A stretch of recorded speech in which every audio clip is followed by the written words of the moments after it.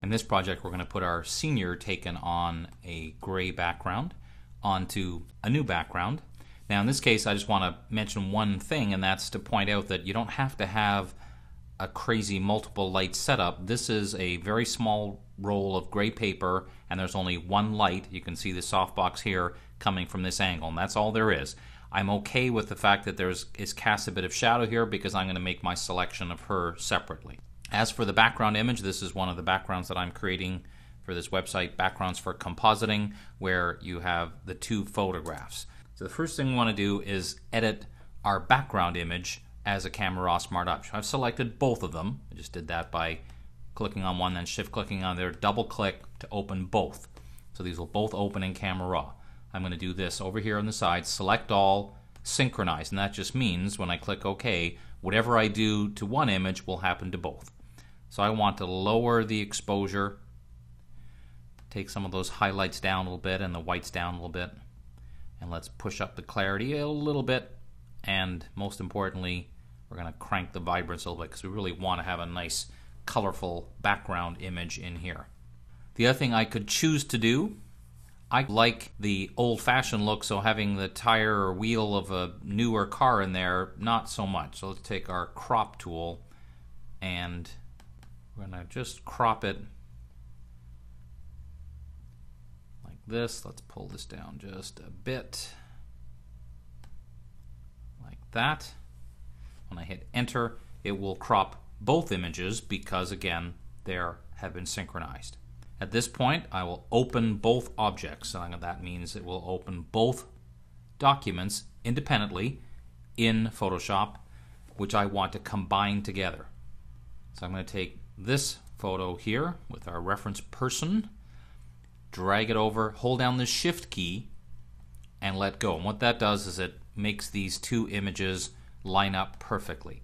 Now if you felt like they weren't lining up perfectly, you could select both of them and then use a command called auto align layers. Unfortunately that doesn't work when it's a smart object. Luckily, because these two photographs are taken on a tripod, when I drag over with the shift key they are perfectly lined up. And honestly, even if they're not perfectly lined, but if they're close enough, the main purpose of this layer is to position the person and take a look at any shadows and things of that nature.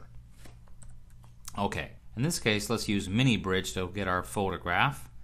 So we'll have to find the senior folder. There she is. Drag her in.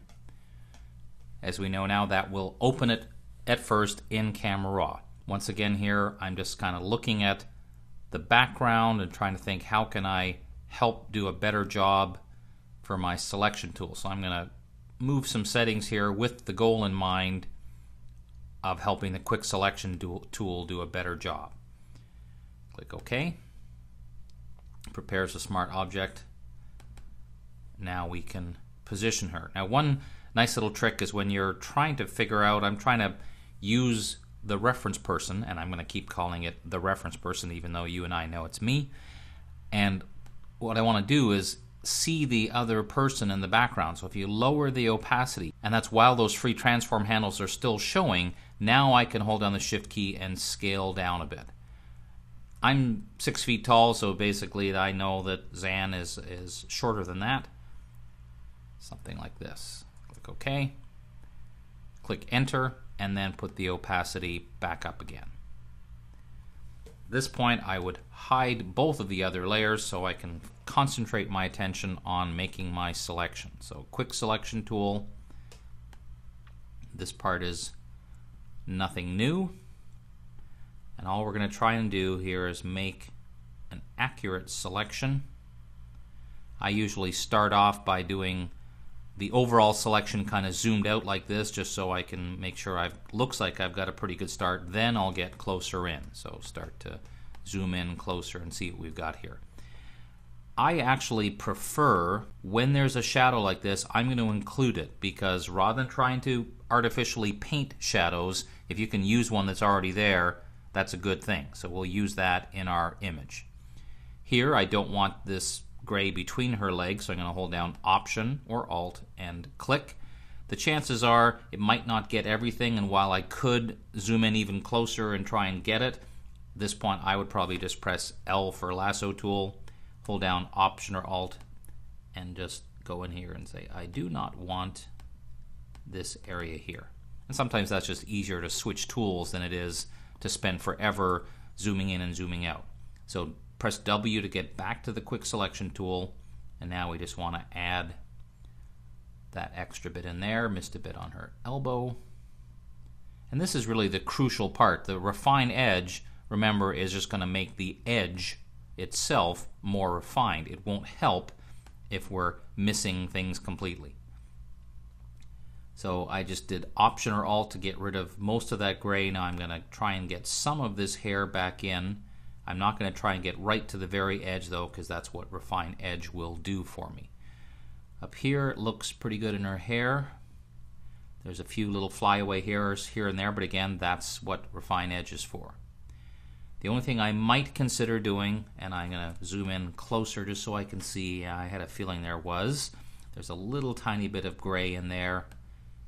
I'm just going to use the lasso tool again with Option or Alt held down to get rid of that little part. Back to the quick selection tool to fine-tune this edge. And I didn't mention it, but all the time I have Auto Enhance turned on for the quick selection tool. Unless you're working with really, really big files, I recommend leaving that on because it's going to give you a more accurate selection. It might slow things down just a hair, but I'm okay with that. And sometimes it's very common to have to do this idea where you add a bit, take away a bit, trying to get to a better place in terms of the quality. So that looks pretty good to me. At this point I would turn on my background layer and click Refine Edge. Usually what should happen is it should remember the last one I used is On Layers. In this example I'm going to mention that you'll see in brackets L and K. What that means is as you're working, if you want to temporarily see it as the mask, you press K, press L to get back to that On Layers command. And once again I'll mention that don't forget at this point we're simply looking at the edge. Don't be distracted by the fact the colors might be a little too bright or whatever it may be. At this point we're just really looking at edges. So I'm going to use the Refine Radius tool on the edge here, try and pick up a few more little hairs here and also in here. So I'm just painting over these areas to try and add those in. And as long as I see something, if it's got some gray in it, that's okay. And again, I just pressed K and L to kind of look and see what I had here. A little bit more painting. I think that's looking pretty good. I'm quite happy with that already. Now I do see a little tiny bit of an edge here, so I would probably tend to shift this edge just a little bit. Personally, I'm not too quick to go on this decontaminate colors. I'll show you in a minute what I mean by that. So for now, I'm just going to leave it at that and go to Layer Mask. So now let me show you what I mean by that decontaminate colors and what it does. I'm going to duplicate this whole thing and then we'll go to the Mask Properties panel and do Mask Edge on Layers. And if I choose decontaminate colors, watch the little fringe here. The good news is it often will get rid of the fringe there. The problem is, see, look at what it's doing to her hair. So you have to kind of balance between this, and this is where, and look at even over here in her hand, we're losing part of it. So you have to be a little careful about this. It's a good concept to say remove that little bit of a fringe, but overall I'm going to suggest that a lot of the time you may not be happy with the results. It also, I discovered, does some bad things to the original background color, so if you do end up trying to mask anything, you might have some kind of weirdness happening there as well. So at this point, let's try and get her matching the background a little bit. I'm going to change the color temperature. This was taken with indoors with a flash, a strobe. So I want to try and match her up a little bit better. Clarity is usually not something that's a great idea for a female just because it tends to accentuate texture in her skin and things of that nature. So I'm going to pull that back a little bit. That was really just to help me make a better selection. So that's looking a little more like it in terms of the color tone because she's in the sunlight, so that's a good start. Now here, I'm going to just nudge her down a little bit. I think I want to move her over a little bit. One of the things we talked about in one of our earlier sessions is, take a look over here. When I go to fit in window, see that little line that looks like it's there, but when I go to actual size, it really isn't. That's just a screen display kind of thing, but just to be safe, I normally like to take my marquee tool, just make sure by filling that with black on the mask, just so I have more than enough, so I'm not going to worry what if I change something and I suddenly see these areas that I don't want to be there. Let's take a look down here. Remember, it said that we want to include that shadow. The problem with it is right now the shadow doesn't look very realistic because every other shadow looks like this. So I'm going to take my quick selection tool once again. Let's just click on the layer. And I want to try to get just the shadow. And it may turn out that I have to just do it manually with like the lasso tool. So let me switch to the lasso tool and just try and get this. What I want to do is get just the shadow in here.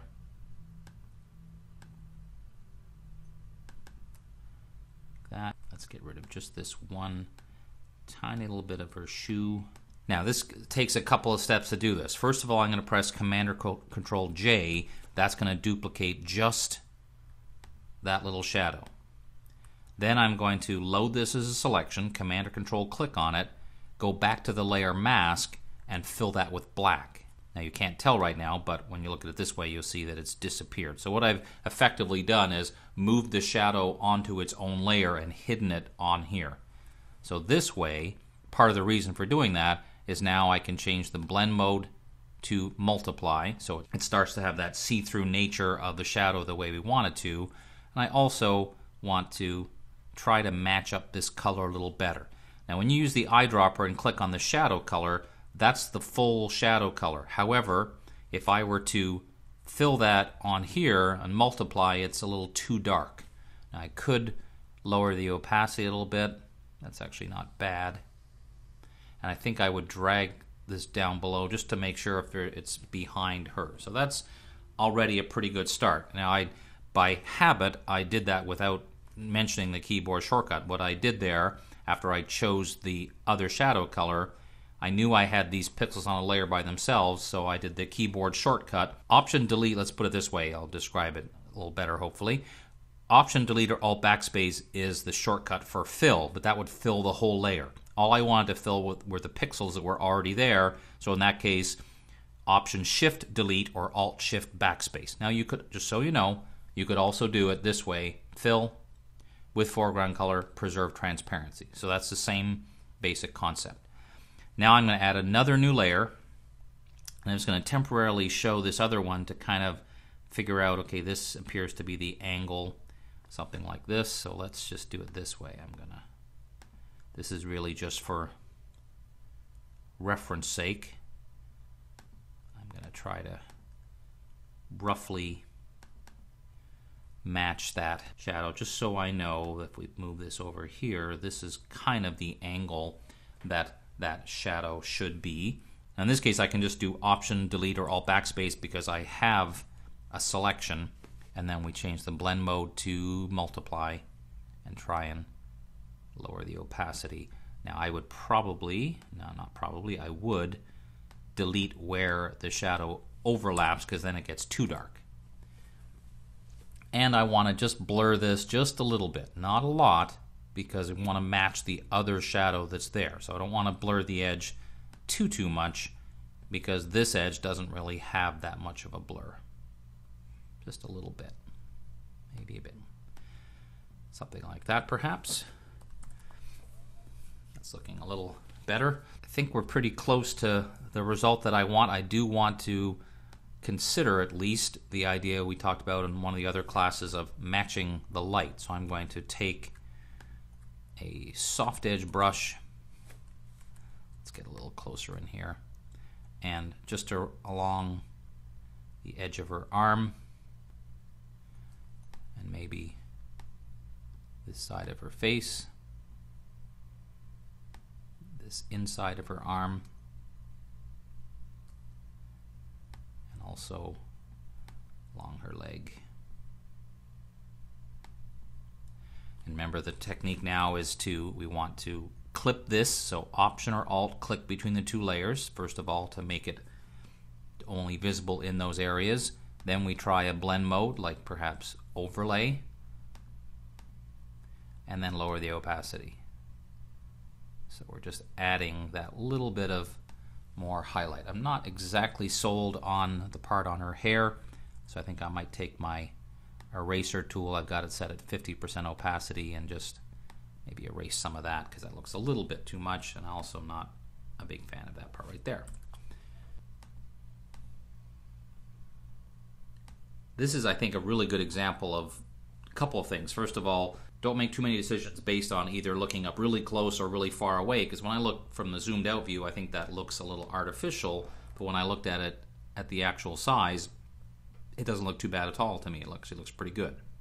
The other thing I would remind you of is that when you're working on a project like this and you spend too much time staring at your screen, here's my suggestion. Save it, and then close it and work on something else, and then come back sometime later and revisit it with a new kind of fresh eyes, shall we say, to see if you like it or not. As long as you're saving it as a PSD, you have access to all this information. One little side note, you don't need to, but once this reference photograph has served its purpose, you could actually delete it because you don't really need it anymore. But remember, the bottom line about our approach we're taking here is everything is still, even at this point, editable. So I could go into the background, double click to go back to camera raw and say, I want to lower the exposure just a little more, and click OK. And then I want to also go into our model, Zan, and lower that exposure a little bit as well. So this could be a week later, it could be after you printed it that you realize when you print it doesn't look the way you want. That's the benefit of using Camera Raw Smart Objects, layer masks, and saving as a PSD, is all these things can be edited.